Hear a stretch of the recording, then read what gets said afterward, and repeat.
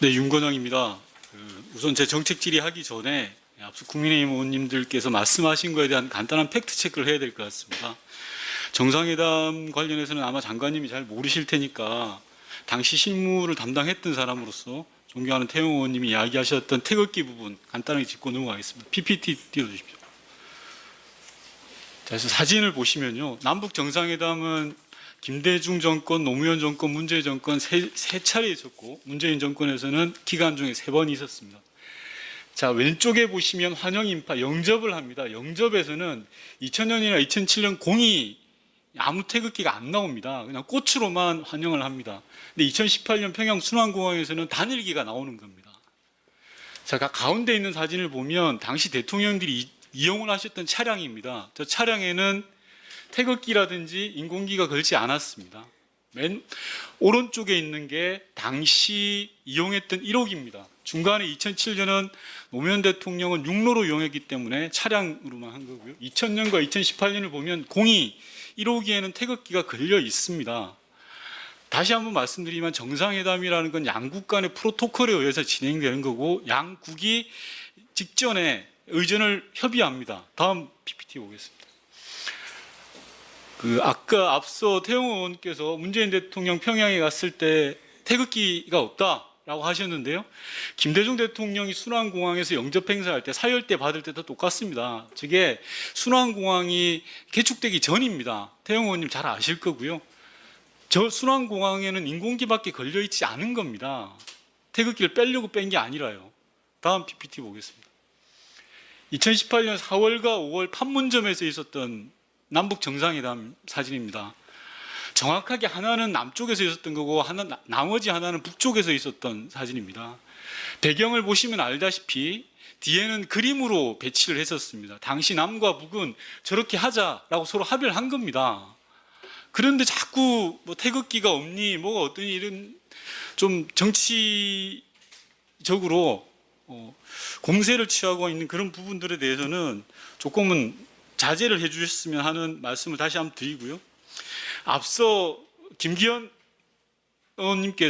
김석기 의원님께서 소외한 피납 피격 사건에 대해서 말씀하셨는데 영상 하나 보여주십시오. 숨졌습니다. 이를 위해서 북한에 제의합니다. 남북 당국의 전면적인 대화가 재개되어야 합니다. 비무장 지대를 수색하던 도중 폭발 사고가 일어났습니다. 북한의 목함지뢰에 의한 도발이다. 손을 내밀었습니다. 박 대통령은 또 경원선 복원 사업이 자신이 내놓은 전임 정부 2번 다 마찬가지입니다. 대통령의 일정 이전에 북의 도발이는 걸 다 확인을 했습니다. 목함지뢰 사건이나 금강산 피격 사건 공이 이번 사건은 확인이 안 됐던 첩보라면 앞선 2번의 사건은 다 확인이 됐던 사건임에도 불구하고 계속 정치적 공세를 취하고 계십니다. 그래서 저 영상을 보여드린 거고요.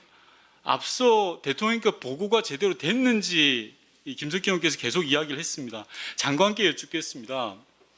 새벽 1시부터 2시 반까지 있었던 관계장관회의에서 토론되었던 내용 중에 그게 첩보라는 게 명확하게 확인되는 부분들이 불상이다, 즉 확인되지 않았다라는 부분들이 굉장히 많이 있었다라고 하는데 장관 어떻습니까? 제가 직접 확인해 드리는 것보다는 국방부 장관이라든가 다른 분들이 이미 그런 부분들은 확인해 주셨다고 이미 보도도 있었고요. 그것으로 대답을 대신하겠습니다. 예, 장관께서 답변을 하기가 어려운 조건이라는 걸 잘 압니다. 첫 보고가 있었던 아침 8시 반에 보고 직전까지 대통령께 보고할 수 있었던 건 말 그대로 첩보인 상황입니다. 즉 뭐뭐가 불상이다, 뭐뭐가 불상이다, 이 불상을 다 채워야 정보가 되는 겁니다.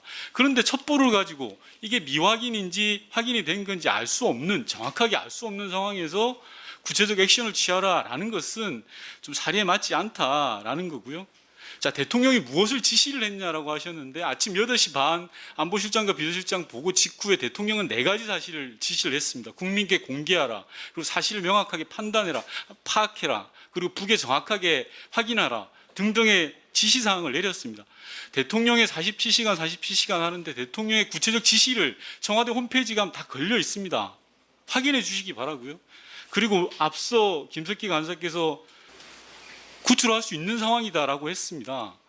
지금에서야 우리가 CCTV 보는 것처럼 화면 그 상황들을 다 조합해서 볼 수 있지만 당시 상황으로 가보면 불특정한 점과 같은 첩보들이 모여 있는 상황들입니다. 그 상황을 가지고 우리가 군사 작전을 하거나 무력 행동을 할 수 있는 상황이 도저히 아니지 않습니까?